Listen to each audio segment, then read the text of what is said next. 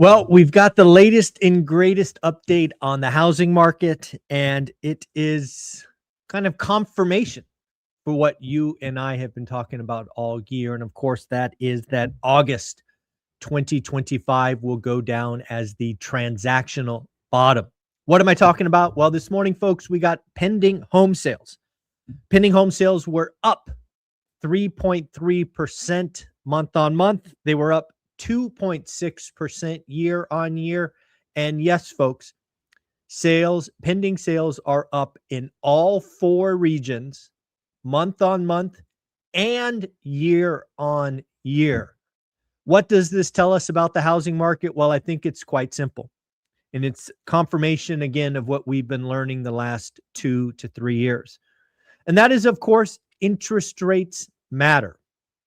As we end the year of 2025, rates are at or near the year low at roughly 6.2% average, which means if you're buying a home with decent credit, decent down payment, you are getting something in the fives.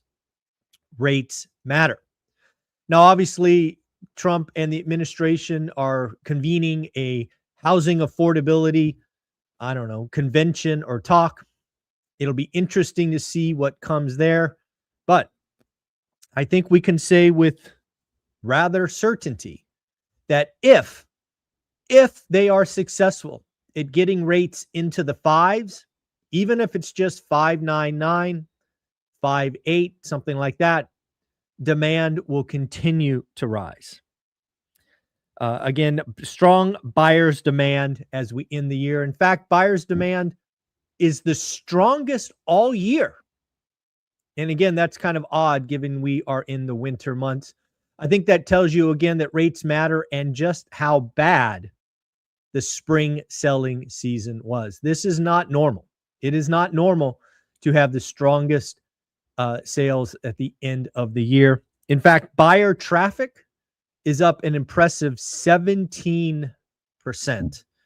So again, we called the August bottom. We called it early, and it is looking more and more correct. Again, this is not a V-shaped recovery, but it should relate to, 7 to 8% more transactions in 2026. And for those that don't know why transactions are important, it is, of course, it's the transaction that really gets the housing market going. Housing is roughly 12 to 13% of the economy. And housing has frankly been a detractor or a headwind for the economy. So if we can post GDP numbers like, 3%, 4%, when housing is a drag on the economy, what happens if housing is a tailwind and we start to rise and have more transactions? We seriously could post a GDP number of 5% or greater. Simply flipping housing from negative to positive will have a dramatic effect on GDP. What else we want to talk about? Let's talk about our school community. Again, the school community, as you wrap up this year, you really need to join. Make it a goal of yours to get around other wealth builders. Here are just a sample of 5 topics that I saw this morning. Shout out a new member, says taken the leap and joined as a gift to himself. Welcome to the community. Somebody asking about what will your portfolio look like in a decade? We had a summary of our Sunday conversations. Shout out Jared and team for the sync notes. We had conversation about DSCR or conventional lending. What is better? When to use either. And finally, somebody's looking at writing an offer on a triplex that is full of tenants. So again, we are doing real things. We are building wealth in this community. And I hope to see you there. The link is on the screen, school.com, school with a K, /ORaaT. We will see you there. 67 pennies a day. It really is foolish not to join, as we will help you on your wealth building journey. Whether you like it or not, midterm elections are coming up, and they will be impactful. Right now, according to Kalshi, 75% chance that the Democrats win the midterms and take control of either the House or the Senate, or perhaps both. And obviously, if that happens, we know what happens after that. Trump's final 2 years will be lame duck, and without question, he will have to deal with impeachments. This is just how the system goes. Look at what happened last time. Interesting stuff about housing is 40% of all housing is paid off. It's just shocking to me that 40% of the houses you walk by or drive by are paid off. That's 4 and 10 or 2 and 5. It's kind of wild to me. In addition to that, 53% of the remaining homes, ones with debt, have a mortgage rate below 4%. This, of course, gives people very low shelter cost. It is exactly why calling a 38% housing crash is ridiculous, because this is not 2008. We are not seeing shelter costs double or triple. In fact, the majority of folks have a fixed shelter cost that is low and artificial because A, it could be paid off, or B, you have an interest rate below 4%. This is not a recipe for a 38% housing crash, no matter what you think. Bank of America CEO was on TV yesterday, I forget which show, talking about the market will punish people if we don't have an independent Fed. What does that mean? Well, really what it means is if President Trump nominates someone who is seen as a wet noodle, that we are going to see the long end of the curve steepen. We will see the bond vigilantes get very, very angry. Also, if you want to go back and look at history, you can look at Arthur Burns, and I think it was Nixon. I need to go check that, who was the president. But again, you can go research Arthur Burns. Arthur Burns obviously was the setup for who became Paul Volcker. Arthur Burns was seen as someone who relented to the president, and Paul Volcker was forced to come in and let's just say take rates really, really high. Wall Street Journal is talking about it's time for mortgage portability.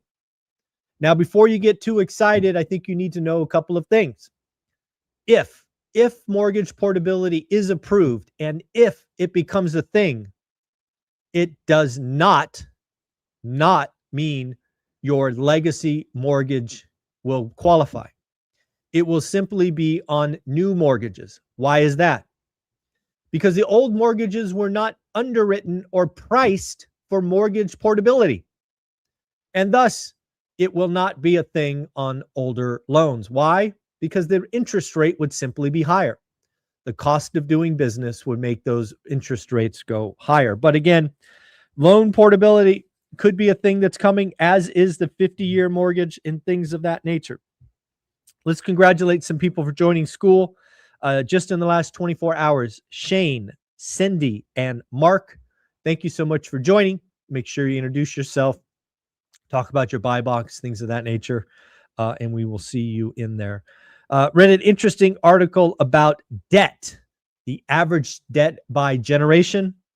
Gen Z coming in with an average debt of $34,000. I'm just rounding. They actually went out to the dollar. I'm just rounding. Gen Z, Gen Z 34K, millennials 132K, Gen X, this is my generation, 158K. Let's just say I am a lot higher than that. Baby boomers 92K, and the silent generation coming in at 38K. I do have a question for you folks. I want to get your suggestions. My goal for 2026, my hard goal, my misogi or whatever that's called, is I'm going to do a lot of writing. It is something that I'm particularly bad at. I'm terrible at. It takes work. It takes effort. But I want to know, where should I post my writings or articles or questions? Right now, I'm thinking LinkedIn. But again, I don't really know because I don't write very well or write a lot.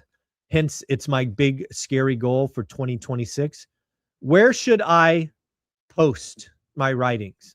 And again, I'm not really sure where this is going to go. I'm going to be answering questions from school.